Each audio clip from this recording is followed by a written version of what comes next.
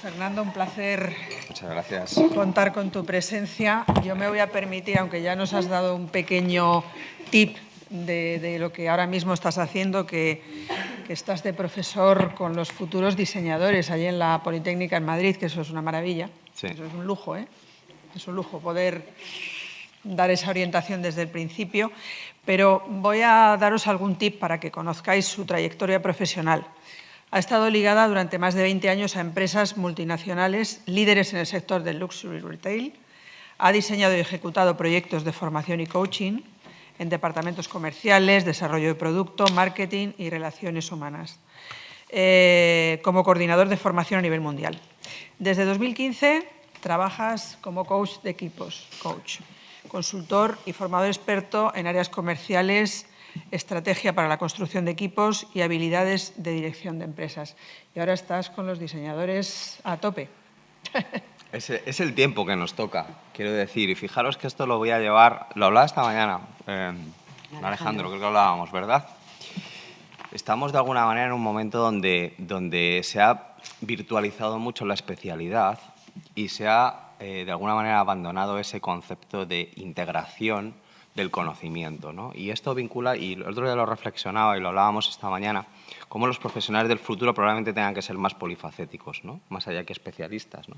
Y eso nos implicará ir aprendiendo constantemente y aprender sobre diferentes cosas, ¿no? Como lo hacían los antiguos en el Renacimiento, ¿no?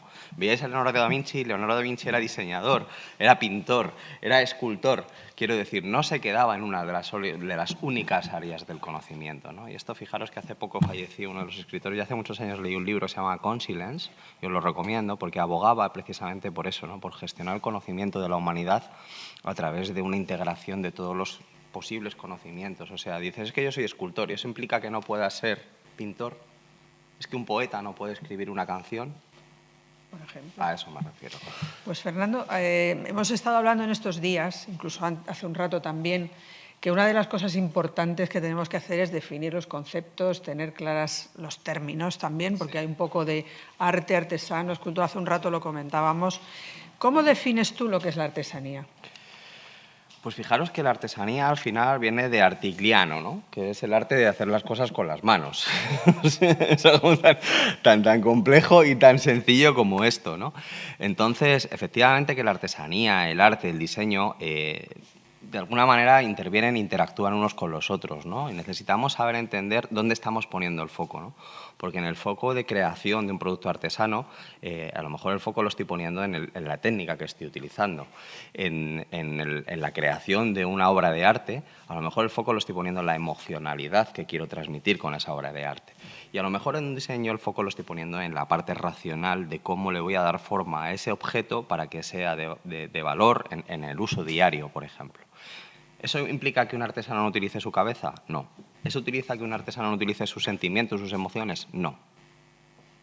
Todos utilizan su pensar, su sentir y su hacer, pero en diferentes pesos, en diferentes equilibrios, ¿vale? Entonces necesitamos seguir, cuando hablamos de artesanía, ¿por qué es artesanía y no es arte? Yo pregunto, ¿no? ¿O por qué una obra de artesanía no puede ser una obra de diseño? ¿Vale? Y luego vamos a ver dónde está. Esto sería el punto de convergencia, pero también hay unos puntos de divergencia, ¿no? Y es que es verdad que no todos lo hacen de la misma manera, ¿no? Fijaros que el concepto de artesanía, a mí me gusta mucho, una de las palabras más potentes en el coaching es encontrar un propósito a las cosas. El propósito es un para qué, ¿vale? Yo cuando hablaba con los artesanos y decís, ¿para qué haces eso? Y él me lo explicaba. Me explicaba él cómo lo hacía, pero yo decía, ¿pero para qué lo haces? Y entonces ya conectaba con su claro, porque yo cuando utilizo esta técnica, lo que estoy consiguiendo es esto. ¿Y sabéis dónde nos encontrábamos? Nos encontrábamos en el para qué. Entonces, ¿cómo diferenciamos esa artesanía del arte o del diseño? Porque estamos ahí rozando Es que fronteras. Están conviviendo. ¿Qué ocurre? La artesanía, creo que en muchos casos se ha puesto al servicio del diseño. O la artesanía, en muchos casos, se ha subrogado al arte también, ¿no? La palabra subrogar no es, ¿no? Es como que se ha utilizado la artesanía con un fin más elevado en un concepto que era la expresión de una obra artística, ¿no? Pero yo creo que al final lo que tenemos que entender es que las tres conviven y que las tres pueden coexistir al mismo tiempo. Y de hecho es deseable que existan las tres cosas, ¿no? Porque como hablábamos antes, y luego llegaremos en la parte final un poco de la intervención, a la parte de cómo hago que esto sobreviva, ¿no? Cómo hago que esto vaya adelante y pueda seguir viviendo, ¿no? Que es esa búsqueda de clientes, ¿no? Que aprecien todo eso.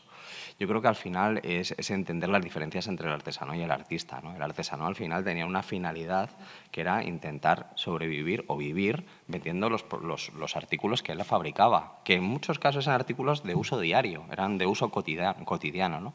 El artista crea una obra que a priori es única.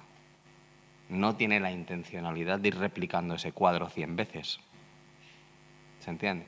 Por ejemplo, el artesano sí va perfeccionando su técnica con el fin de ser capaz de replicar muchas veces en diferentes objetos esa técnica. Y eso el artista no lo hace, por ejemplo. El diseñador está de alguna manera condicionado en su libertad creativa a dar funcionalidad a unos objetos que van a tener una funcionalidad determinada. Pueda ser una prenda de ropa o pueda ser un vehículo o una silla, ¿no? Entonces, en este caso necesitamos también, lo que os decía, yo creo que es poner el foco en dónde están poniendo, en la parte del proceso creativo, dónde está poniendo la atención cada uno de ellos, ¿no? Por eso nos estás hablando un poco las diferencias, ¿no? En el enfoque de cada uno. Sí. ¿Qué es el arte, entonces? El arte es una expresión de una emoción, básicamente, porque el arte además implica, las disciplinas artísticas son la poesía, son la música, no sé, bueno, hay gente que lo considera algo, pero al final yo diría que la conexión directa entre el arte y la emoción es donde realmente se percibe de una manera más clara, ¿no? La artesanía, hay emoción, hay mucho arte. En el diseño también puede haber cierta emocionalidad, ¿no? Pero es verdad que el peso de la emocionalidad que tiene el arte quizá no lo puedo encontrar en las otras dos disciplinas tan claramente, ¿no? Claro, ¿no? Entonces, ¿cómo relacionamos a ese diseñador, al artista, al artesano? ¿Hay un punto de conexión? Básicamente su manera de trabajar. Básicamente su manera de trabajar. Os decía antes que yo he tenido ocasión de ver en mi vida, entre comillas, digo la palabra que voy a decir ahora, el conflicto de intereses que existía entre un diseñador y un artesano. ¿Vale? El diseñador crea un concepto, una idea, una imagen y lo pone en un boceto. Y desde ese boceto que nace en su pensamiento, llega a las manos de un artesano, que también tiene que utilizar su cabeza y que tiene que utilizar y gestionar su emocionalidad y su enfado a veces por lo que le están pidiendo que haga, ¿vale? O porque le están al final supeditando sus habilidades a las ideas de otro, donde a lo mejor él percibe desde su grado de funcionalidad máxima que esto que le está pidiendo es una chorrada, que eso ocurre, de verdad, ¿eh? ¿Qué matiz, Fernando, tú que has trabajado tantos años con Loewe, sí. qué matiz le podríamos dar a la artesanía fuera de España, el concepto de artesanía fuera de España y el que le concedemos en España? Que ayer debatíamos sobre eso, no nos lo creemos. Entonces, tú puedes ilustrarnos muy bien por... Fijaros que lo que os decía, yo creo que tenemos que partir desde nuestro para qué, ¿no? ¿Para qué queremos esto? Porque si queremos hacer todo esto solo para pagar facturas, que realmente hay que pagarlas, yo creo que es un objetivo demasiado poco elevado, ¿no? Yo creo que tenemos que apuntar arriba. Y luego vamos a ver cómo lo hacemos viable, cómo lo hacemos tangible, ¿no? Y lo primero que va a hacerlo tangible es conseguir clientes que nos compren.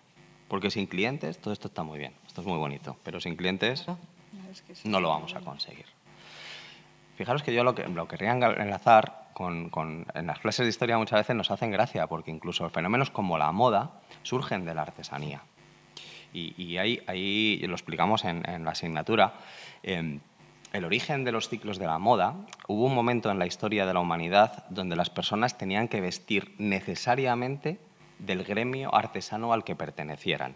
Es decir, todos tenían un uniforme, los panaderos tenían un uniforme, los orfebres tenían un uniforme, los guanteros, los sombrereros, cada uno tenía su uniforme y necesariamente, regulado por unas leyes que se llamaban las leyes suntuarias, tenían que vestir necesariamente de esa manera. ¿Dónde viene el afán de revolucionar eso?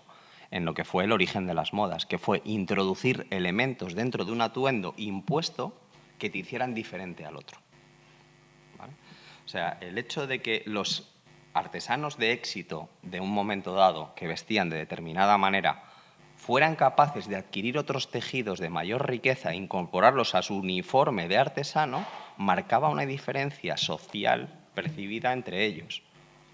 De la misma manera que la artesanía que fue, y a día de hoy estamos hablando de un punto donde la artesanía parece que está de capa caída, que está casi en modo supervivencia, ¿no? Y en muchos casos, desgraciadamente, es así. La artesanía jugó un papel muy relevante en las sociedades medievales, tanto como que fue la gestora de cosas que hoy en día siguen vigiendo como los colectivos profesionales. Los convenios colectivos nacen en la artesanía de los gremios artesanales que negociaban con los gobernantes los precios de los artículos, fijaban las tarifas e incluso se crearon las categorías profesionales en los gremios artesanos. Un niño entraba en un taller de aprendiz, iba aprendiendo un oficio y iba ascendiendo dentro de la sociedad jerarquizada del gremio al que pertenecía, hasta llegar a ser un maestro artesano. El maestro artesano tenía un carácter, una doble vertiente de jerarquía elevada. Era capaz de ser el que más sabía de un oficio o había desarrollado un conocimiento muy profundo de un oficio y a su vez tenía un cargo político de representar los intereses de ese gremio cara a la sociedad. Con lo cual, un artesano que iba ascendiendo en su grado de artesanía iba a su vez consiguiendo una posición socioeconómica más elevada dentro de la sociedad. Fijaros la importancia que tenía. O sea, pasar a ser maestro artesano no era el que más sabías de una técnica, es que también eras el que tomaba decisiones que afectaban a un montón de personas. Así es, así es. Claro. No, es que estás dando un tip muy interesante, ¿no? ¿Qué crees que ocurrió entonces, Fernando, para que la artesanía dejara de ser el modo de producir objetos de utilidad y que estemos a lo mejor en un punto en que los oficios casi algunos están desapareciendo? Sí, probablemente muchos de esos, quizá también ha habido cierta permisividad con habernos anclados en un modelo no lo suficientemente evolucionista en algunas artes, en algunas artesanías. Nos hemos quedado fabricando objetos que a lo mejor a día de hoy no tienen la necesidad que tuvieron en el pasado, ¿vale? A mí me gustaría invitaros a los que estáis en la artesanía que busquéis esa evolución no solo aferrándoos a las tradiciones, y concido la palabra aferrar como algo que me mantiene inmóvil, sino yo os propongo que utilicéis la tradición como palanca de impulso para ir hacia una evolución de crear artículos y utilizarlos en nuestras vidas. Yo he visto crear unas preciosas fundas de una piel magnífica para un iPhone, para un teléfono. ¿Por qué no? ¿Por qué no? ¿Por qué no si es un objeto de utilidad? ¿Vale? ¿Por qué no crear objetos artesanales aplicados a usos que a día de hoy existen, ¿no?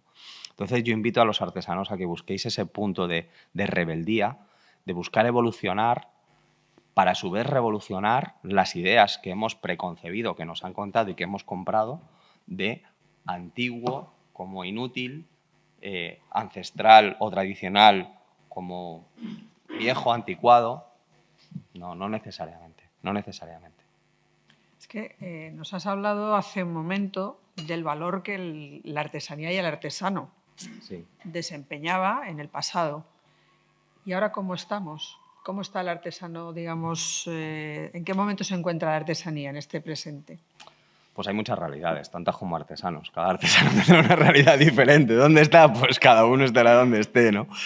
Yo quiero pensar en casos de éxito, y cuando hablábamos de las preguntas de los casos de éxito en el título de las ponencias, digo, tendríamos que empezar a definir qué es un éxito, ¿no? ¿Qué es el éxito? Porque cada uno dirá, pues ganar mucho dinero, otro dirá, pues ser muy conocido, otro será, pues yo con que no me cierren el taller, otro será, pues yo tengo que pagar la luz. Cada uno el concepto, pero quiero vivir feliz, ¿sabes? Cada uno tendrá un concepto y un parámetro del éxito. Fijaros que lo que sí que creo es que el único patrón, el único indicador de medida del éxito no debería ser el dinero. Porque el dinero, el éxito económico también es una consecuencia de un trabajo de calidad, de un trabajo bien comunicado, de un trabajo bien vendido y de un trabajo bien valorado y apreciado por un cliente que está dispuesto a pagar un precio a lo mejor más elevado cuando es capaz de entender todo eso que hay detrás. Y eso es un proceso de creación, un proceso de fabricación, es un proceso también de comunicación, como no, y es un proceso de venta. Entonces, sí, básicamente diría, realidades hay muchas. Yo, por ejemplo, veo que la artesanía también está, una artesanía que creo que está volviendo a gestar Un modelo de éxito es la alimentación artesanal. Lo han hecho bien, lo están haciendo muy bien. Yo no tengo nada que ponerles a los quesos artesanos que vuelven a aparecer, ¿no? O ese pan artesano, ¿no? Que también en un momento de un elemento cotidiano lo han reinterpretado en cómo hacíamos el pan que hacían nuestros abuelos, ¿no? Pues está muy bien. Está muy bien ese punto, ¿no? ¿Lo podemos extender a otras ramas? ¿Lo podemos extender a otras disciplinas? Seguro que sí. ¿Y qué retos, Fernando, afronta la artesanía como un modelo de productividad sostenible y viabilidad económica? Cuidado, que Claro. eso es importante a futuro. Básicamente tienes que empezar por el final, o sea, tienes que llevar el para qué y quién me lo va a comprar, ¿no? Pensar en ese cliente y fijar que esos artesanos que hablábamos antes, que tenían sus gremios, que tenían sus propias calles, que se posicionaban en la calle Libreros, que se posicionaban en la calle de la Ribera de Curtidores, que las ciudades tenían sus zonas de comercio artesano en función de cercanía o de comercialización de productos artesanos. Yo creo que esos artesanos buscaban las ventanas de oportunidad donde darse a conocer y dónde vender sus productos. Y lo hacían principalmente de una manera muy inteligente los domingos, que era cuando los pueblos de las comarcas iban a las iglesias, en las plazas de los mercados, cerca de la iglesia, porque la gente al salir de la iglesia, que era un punto de encuentro, ellos ofrecían sus productos artesanos. Hoy en día la plaza del mercado es Internet. Nos guste o no nos guste. Los clientes están en Internet. Entonces, no estar en Internet implica no existir para cientos o miles de personas, ¿no? Potenciales clientes. Ahora está, me tengo que dejar ver, tengo que contar mis historias, tengo que presentar mis productos y seguro que ahí va a haber alguien con el cual yo conecte y sea capaz de generar esa conexión de valor que me va a permitir ganar nuevos clientes. Y os digo una cosa, no me he traído los datos, pero lo recuerdo de otras formaciones donde el potencial económico de muchos de los clientes que están en las redes sociales es altísimo. Y el porcentaje de compra de esos clientes con potencial económico muy elevado a través de haber visto objetos o creaciones en páginas, os diría, como puede ser Instagram, como puede ser Pinterest, es alto. La tasa de conversión es bastante alta. Con lo cual, yo creo que hay que ir a la plaza del mercado. Pues yendo a la plaza del mercado, que es Internet, ¿Sí? ¿cuáles son las claves que tiene que tener un proyecto de empresa artesana para estar o convivir en un mercado global? Sin ninguna duda el respeto por lo que haces, el respeto por lo que cuentas, el respeto por cómo te lo enseñaron, por qué querían esos que te lo enseñaron que aprendieras, que al final la artesanía también hay un punto muy importante que es la comunicación, ¿no? Entre la persona y el objeto, ¿no? Y esa comunicación entre la persona y el objeto no debería quedarse únicamente en la parte del artesano, sino que tendría que pasar a ser adoptada también por el cliente que usa ese objeto. Esa comunicación, yo recuerdo una frase que a mí me gustó mucho, que dijo en su momento en una ponencia Enrique Loewe, decía, le preguntaban qué era el lujo, ¿no? Que yo también lo puedo decir la artesanía, y decía, pues mirad, el lujo es la verdad. Ya está, la verdad. ¿Qué es la artesanía? La verdad. Porque la artesanía verdadera y genuina es eso, ¿no? Es exclusivo, es lujo. El afán que tiene inicialmente la artesanía no puede competir con otras cosas porque la capacidad productiva de un artesano es la que es. No puede intentar vender o producir más para vender más. Tiene que producir lo que es capaz de producir a un rango de calidad elevado, pero tiene que saber venderlo, que es lo que al final va a hacer viable ese retorno de inversión de una manera económica que haga viable que el proyecto continúe, ¿no? ¿Por qué crees que la artesanía tiene futuro en un mundo totalmente digitalizado? Pues porque cuando pasemos este modelo de sociedad que vivimos ahora, decimos que estamos enfrentándonos a la cuarta revolución industrial, ¿no? Hablábamos antes, ¿no? La primera sociedad que existió fue la de los cazadores-recolectores. Hubo un cambio que revolucionó todo, que fue la agricultura. Hicimos la versión punto número 1, que era aquella primera artesanía, ¿no? De aquellos oficios que de alguna manera fabricaban objetos de uso diario. La segunda de las grandes revoluciones, esa fue la segunda. La tercera fue la sociedad de la industrialización, donde empezamos a fabricar en masa. La cuarta de las sociedades, de las revoluciones industriales, es la era de las tecnologías, de la información, donde estamos en este momento.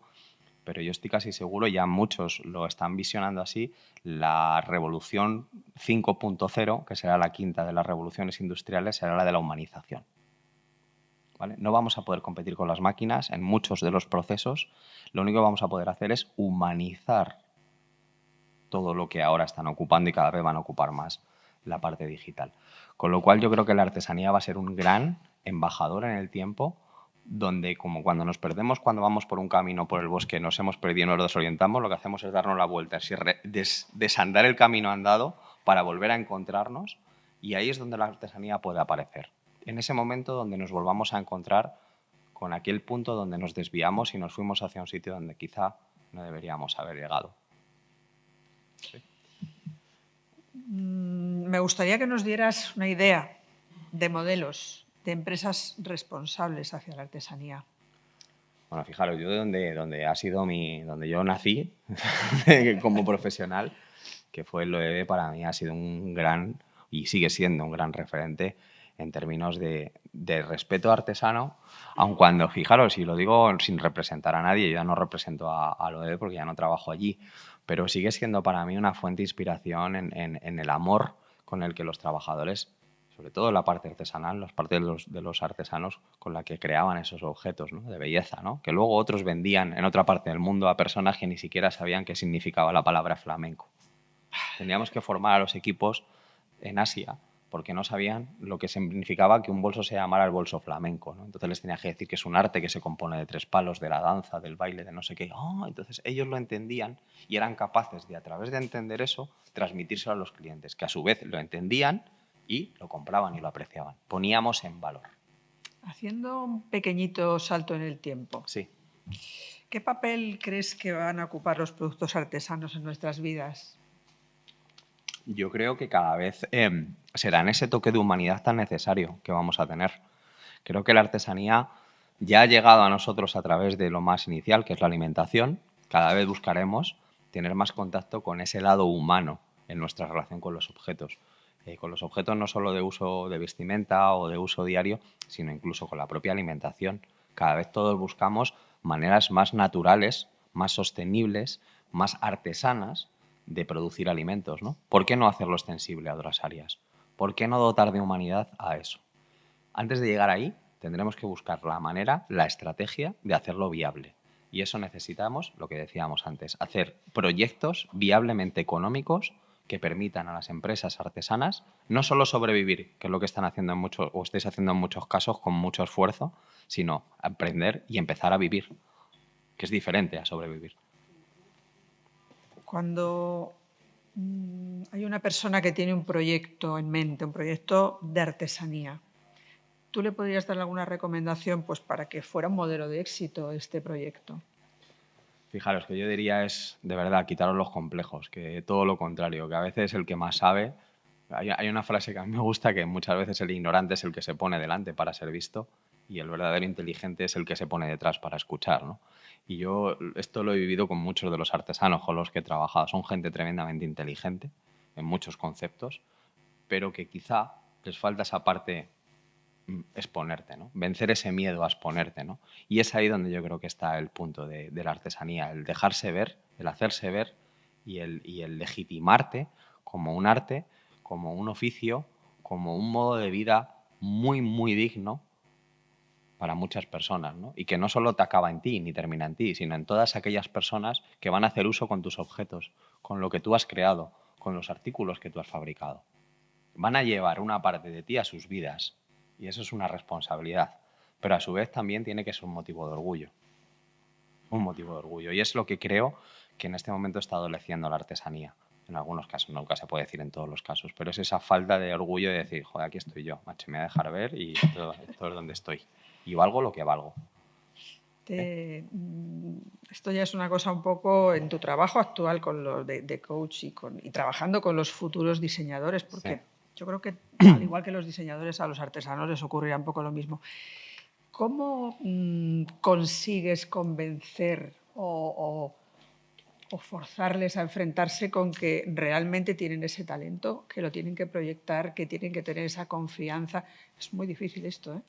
pero ¿qué Fíjate, experiencia porque tienes? joder, es complicado, porque los perfiles creativos son perfiles con una alta sensibilidad y esa sensibilidad les hace vivirlo todo con mucha intensidad, lo bueno y lo malo, ¿vale? Entonces, estos perfiles y la palabra sensibilidad está muy manipulada en el mal sentido. La sensibilidad es tu capacidad, tu umbral sensorial, lo que te permite sentir sensaciones. O sea, tu rango de sensaciones es mucho más amplio que la gente normal, ¿no? Entonces, los grandes artesanos, los grandes artistas, y en muchos casos artesanos, artistas y diseñadores son la misma persona, son capacidades que tienes que aprender a gestionar esas sensibilidades, ¿vale? Y yo trabajar con chicos que están acabando su formación técnica, ¿no?, para ser diseñadores, yo les hago todo lo contrario. Les digo, si es que eso es algo donde tendréis que bucear en vuestra sensibilidad, pero también aprender a manejarla de alguna manera para que no termine atacando contra vosotros, ¿vale? Entonces, sed capaces de crear objetos bellos, pero tampoco sucumbáis a la frustración de si no entienden vuestra emocionalidad, porque la emocionalidad es algo muy subjetivo. Cada uno de nosotros desarrollamos una sensibilidad diferente ante las cosas y generamos una emoción diferente ante las cosas. Entonces, que ellos no se frustren en su capacidad creativa, que el que no se haya entendido una de tus obras, que el que no se haya entendido uno de tus diseños, no implica que tú no seas un gran diseñador, ¿vale? Y esto muchas veces lo que pasa en la parte más operativa de la artesanía. Como no se vende y como lo tengo que mal vender, a mí me van minando en mi autoestima. No sé si os pasa o no, espero que no, pero si es así, por favor, darle la vuelta a ese pensamiento. Es, ¿cómo puedo hacer para poner en valor todo este cariño, todo este amor, todo este tiempo, toda esta enseñanza que traigo y que estoy devolviendo en la vida de este objeto? Si antes has hablado también de Loewe, donde tú desarrollaste tu trayectoria o empezaste, digamos, Me gustaría, lo digo porque es que creo que vas a tener muchas preguntas para Encantado. Lo que responder, pueda pues me gustaría os que daré mi antes visión. de pasar al debate nos hablaras de algunas empresas artesanas que te parezcan un poco, dentro del panorama internacional, que te parezcan un poco referentes de modelos de éxito, entendiendo que es el éxito, como bien has dicho. El éxito, a ver, el éxito al final debería, y digo, entiendo que en muchos casos es una consecuencia de estar en el momento adecuado, ofreciendo lo adecuado a alguien adecuado y que es capaz de conjugar todo y de alinear esos planetas, ¿no? Tendríamos que pensar por definir qué es éxito, porque si pensamos, y yo muchas veces decía, ¿por qué Japón? Nosotros teníamos un grandísimo número de clientes japoneses. Japón ha sido un país tremendamente respetuoso con las tradiciones, con la artesanía. Y también lo ha sido quizá a consecuencia de su historia de aislamiento. Es decir, Japón hasta el siglo XV fue una isla que no tenía prácticamente contacto con otras culturas. ¿Qué ha ocurrido? Hay unos procesos de la humanidad que son la enculturación, y la culturación es donde tú das la cultura a otros o donde recibes la cultura de otros. Japón, esos procesos hasta el siglo XV no existieron, con lo cual se alimentaban de sus propias tradiciones, tenían mucho respeto por sus propias maneras de entender su cultura. Y la cultura, y esto es un poco un debate quizá un poco más complejo, que es la cultura, al final es un conjunto de ideas compartido por una sociedad en un momento histórico sobre lo que es bueno o malo para su supervivencia como grupo, ¿vale? Entonces, las culturas pueden ser religiosas, pueden ser sociales, pueden ser... Entonces, sociedades como la japonesa tienen un profundo respeto por sus tradiciones, y eso le hace también las tradiciones artesanas. Ellos apreciaban mucho el trabajo de la artesanía, ¿vale? Fijaros que cuando estaba un poco investigando para documentar esta charla, leyendo y tal, algunos artículos, me di cuenta y dije yo, si el parámetro de éxito no es solo el económico, ¿y si el parámetro de éxito también es ser capaz de sobrevivir en un mundo convulso y de cambiante? Y dije, ¿cuáles son las empresas más antiguas? Y me fui a buscar a las fuentes y me di cuenta que Japón, precisamente, hay un punto de convergencia en el parámetro de longevidad de empresas artesanas, ¿vale? O sea, es decir, empresas con más milenarias, las llamaban. Es el país del mundo con más empresas milenarias. Milenarias no es millennial, ¿vale? Milenarias es de más de 1000 años de vida, que es diferente. Tenía aquí algunos casos y me he traído una chuleta porque los nombres no los recuerdo. Pero nos interesa además saber el concepto de ejemplos. éxito, y ahora hablaremos del concepto de éxito económico, que ya conocemos, ¿vale? Pero el concepto de éxito por longevidad, fijaros que hay una empresa que se llama Kongo Gumi, que es una empresa japonesa que se inició en el año 578. O sea, tiene más de 1500 o casi 1500 años de vida, ¿no? Fabricaban templos, palacios y edificios. Fijaros, me imagino que habría carpinteros, habría de todo tipo de oficios, de artes y oficios, ¿no? Y fijaros que ellos conservan en un rollo, en un pergamino de más de 3 metros, los nombres de todas las generaciones que han ido trabajando. Más de 3 metros, más de 40 generaciones han trabajado en esa. Ese es un parámetro de éxito. ¿Sí o no? Sí, ¿Sí? claro. Otra de ellas es otra que se llama Genda Shingyo, perdonaré el nombre, es japonés, ¿vale? Esta nace en el año 771 y se dedicaban principalmente a la fabricación de papel artesanal para hacer grabados japoneses. ¿Qué ocurre? En un momento dado, el grabado japonés pues, deja de tener vigencia como un elemento de comunicación, como se utilizaba en el pasado. Pero supieron reinventarse y utilizar técnicas que ellos empleaban para fabricar papel artesanal para reconvertirlo a la industria de la construcción. Y vais a decir, ¿cómo? Las puertas de las casas japonesas van hechas con papel. Ellos aprendieron a utilizar esas técnicas y darles un espacio de oportunidad en una necesidad que a día de hoy era vigente y que ya el papel del grabado japonés no tenía ese recorrido. Son ejemplos de longevidad. Ejemplos de éxito económico, sin ninguna duda, las grandes marcas del mundo de la moda y del lujo ya cuentan muchas de ellas con casi 200 años de vida. Ojo, que sobrevivir en un mundo de 200 años ya es un modelo de éxito. Lógicamente, ¿cómo han conseguido este éxito? Pues ir agrupando muchos del éxito de estas empresas, y entre una de ellas son las grandes empresas que conocemos, es que se han ido agrupando en grandes lobbies con un músculo económico financiero que les ha permitido ir cometiendo errores, pero no perecer en ese fastidio, ¿no? Y es esa asociación, a lo mejor, que hablábamos antes, que sería interesante en términos económicos, una asociación que permita generar músculo económico que te pueda permitir en un momento dado de un bache económico sobrevivir y no perder todo ese conocimiento, toda esa experiencia y todo ese legado que vienes arrastrando. Podría ser un modelo de éxito. Luego tenemos, yo que sé, en Europa, en Italia, no sé, yo tuve oportunidad de visitar fábricas de zapatos en Italia y todavía, claro, el precio de los zapatos decías, pero ¿cómo es posible? Pues es que es lo que hablábamos, el concepto de valor, ¿no? Y ellos ponían tanto valor en el punto de venta como en el proceso de fabricación. Fijaros, ellos decían, tenían clientes jeques árabes entre sus clientes y ellos nos enseñaron, fijaros, las técnicas de venta que utilizaban y en ocasiones era no venderle a todos los clientes cualquier producto. A mí eso me cambió mi manera de vender, de aprender y de enseñar a vender. No todo el producto es adecuado para todas las personas, ¿vale? Y eso cobra sentido. Y no lo contaban con un caso muy gráfico de una fabricante. Ellos fabricaban zapatos hechos a mano. Y decía, no todos los zapatos valen para todos los pies. Cuando te viene un jeque árabe y te dice que te quiere comprar un par de zapatos que le vas a cobrar 800 o 900 euros, o, depende del material, puede incluso llegar a más, ¿y de cómo le dices a ese jeque árabe que no le vas a vender ese zapato?